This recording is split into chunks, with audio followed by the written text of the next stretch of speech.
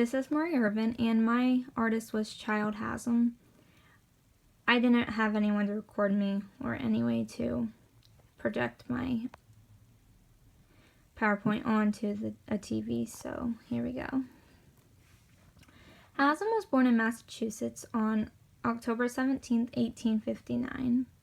He dropped out of high school at age 17 to help his father with his business, but he showed little interest, so the business ended up failing. In 1882, he became a freelance illustrator and opened up his own studio. He got married in 1884. In 1886, his friend Edmund Garrett advised him that he should go to Paris to study because Hassam had little to no formal training before then, so he decided to go to Paris for 3 years.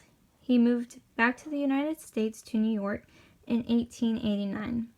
And in order to make a living, Hassam auctioned his paintings. Even while he was in Paris, he would ship them back to the U.S. to be auctioned. And he died at age 76 in 1935. The picture to the right is a self-portrait that he painted in 1914, and it is oil on canvas. The artist. Hassam began as a children's story illustrator for magazines. In his early work, he began adding his signature crescent symbol, and to this day, the meaning is still unknown. He differed from other artists of his time, causing many critics to rebuke his works. Hassam spent many summers in New England to get away from all the criticism.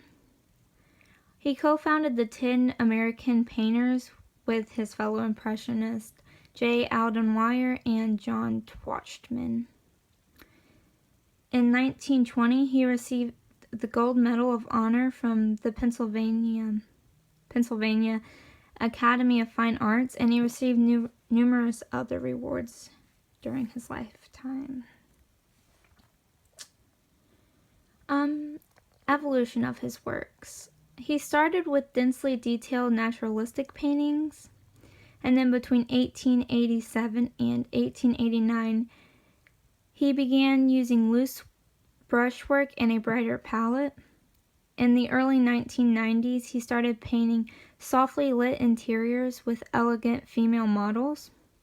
Also in the 1990s, Hassam has some of his most important work, which consisted of informal composition, energetic brushwork, and clever mosaics.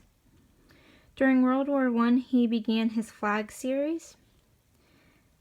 He used oils, watercolors, and pastels, and intended to appeal to the senses. And then the picture on this slide is a painting of the Grand Prix in Paris. It was painted in 1887, and the medium is pastel. The painting one that I chose is Blossoming Trees. It was painted in 1882 with watercolor on brown paper. The theme is nature. The painting is a landscape, and it contains trees that are beginning to bloom. This is one of his earlier works, and it was different from other paintings in that it wasn't like an urban city, and it was nature.